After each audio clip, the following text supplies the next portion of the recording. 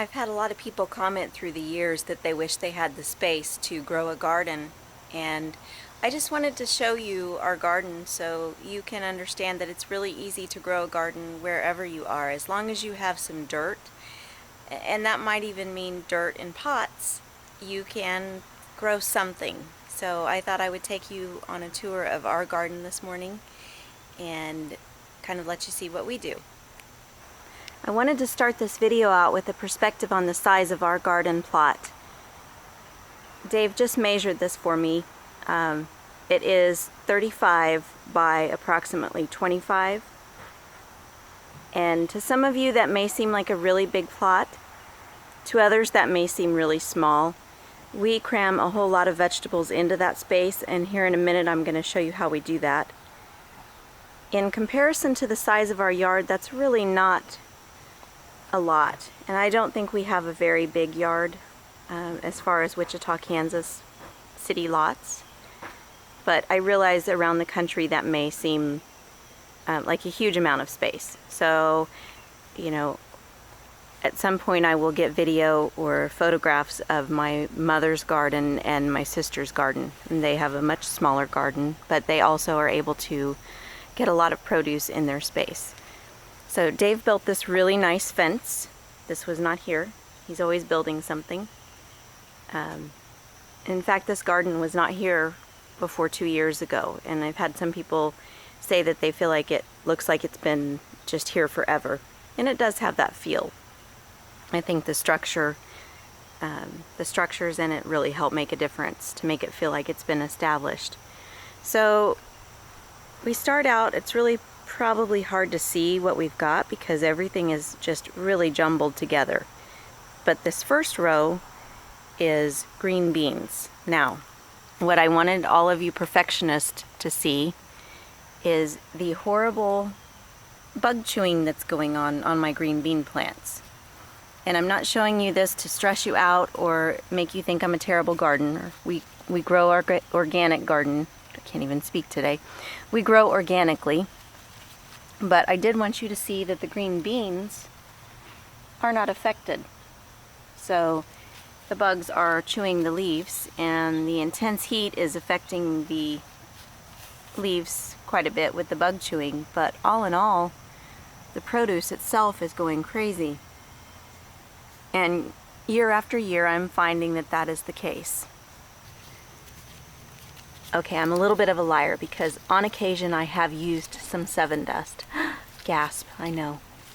But when it comes right down to it, I'm not willing to lose an entire crop and then have to buy pesticide-ridden produce at the grocery store anyway. But see that? See how horrible the leaves look? Now I know from experience that these will look rotten and then new leaves will come along and they'll look better. See, new leaves. But the beans generally don't suffer much. So I don't know if you can see these beautiful beans. Obviously I need to be out here picking. Today is Kaylee's birthday, so I'm not going to. Another thing that I want you to notice, and I'm not something that I'm encouraging you to do, is the varying type of plants. I have bush beans. Those are the low-lying bushy beans mixed in with these pole beans that are climbing up these structures that I've placed for them.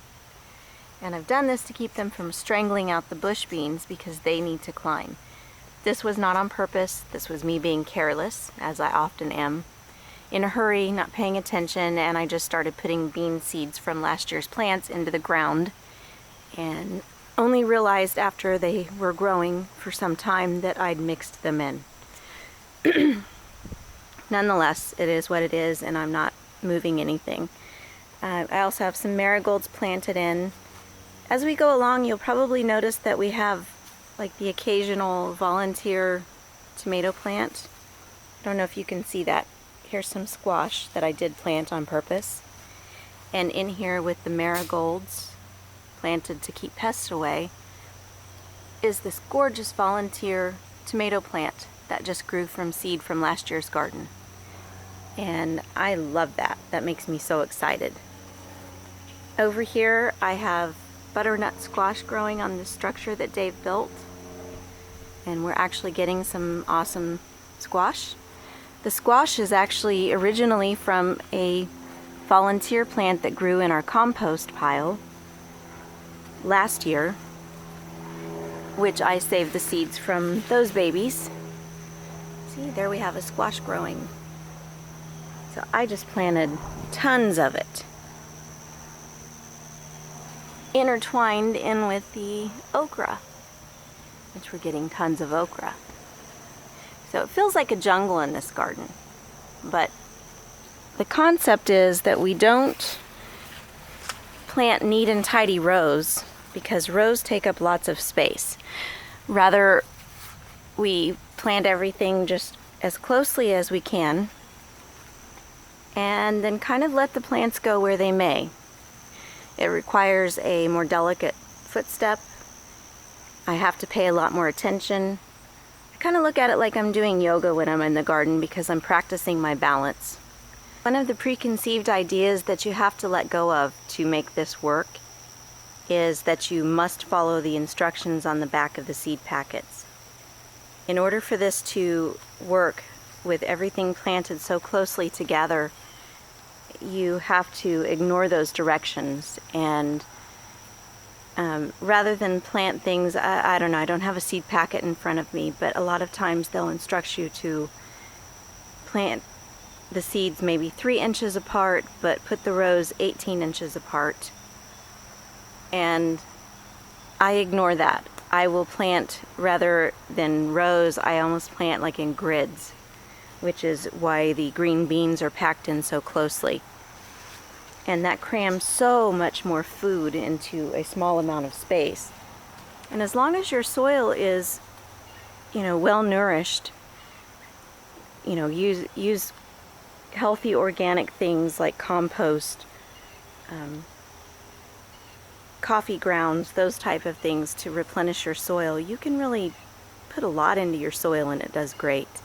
I don't know if you can see this plot. It's really hard to tell what it started out as. But there is over 200 green bean plants in this space, which is not really that big of a space.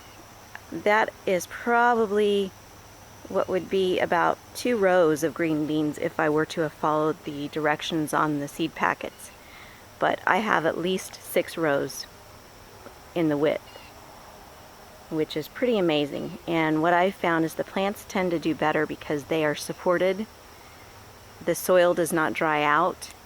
And the plants are not overtaken by weeds like they normally would be. Another new addition this year is the compost bins that Dave built for me. He just took some old pallets that were given to us, which we love to recycle or upcycle things, as you'll learn the more videos that you watch. He just built these really sturdy compost bins. He added a little bit of wood to help hold these panels that slide in and out. And we have 3 sections, so we'll start out with this first section. We just throw all of our kitchen scraps and grass clippings, and as you can see, he put some wood shavings from a project that he's working on right now in his wood shop. And as that section fills up, we will begin the new section. So awesome. I love that it's so close to the garden. Over here we have another volunteer cucumber plant that is growing up this trellis. Oh, more cucumbers. I have a plot that I just planted some carrots for the fall, and it looks like we actually have some baby carrots coming up. I don't know if you can see that. Right there. Yay, baby carrots. Grass that doesn't belong. So I don't do a whole lot of weeding. That's one of the things that I wanted to talk about. I don't know if you notice all of this straw lying around. That is kind of our newest thing that we are doing to cover all the grass, because grass, we have found, is our worst weed. It is what strangles out most of our plants and just causes us to go crazy, and so far it does a pretty good job. We do have some sprouts coming up from the straw, but they seem to die off pretty quickly for some reason. I'm not sure what the plant is that's coming up. I don't really even care because it's not strangling out my plants. Here's another volunteer plant. Dave just built a little teepee over it to help encourage it. I don't know if you can see all of the yellow squash. This is our yellow squash bed. So in the fall, when the squash is done, we will yank that out and plant our potatoes and let them winter over, and then in the spring hopefully we'll have perfect potatoes around March or April. Cucumbers, another little structure that Dave built to help them go up. So anything that we can encourage to go up, we do, because that is a space saver.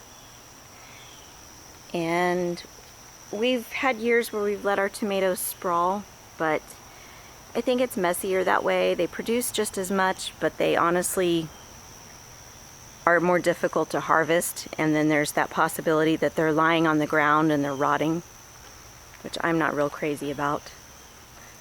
So I tend to grow different varieties of heirloom tomatoes, so sometimes the seeds that we replant aren't exact. They crossbreed, I guess. So yeah, this is our garden. And really the concept is just pack as much in as possible, and I believe all of those plants packed together keep the soil moist longer, helps hold the moisture in, which translates into less watering and less weeds.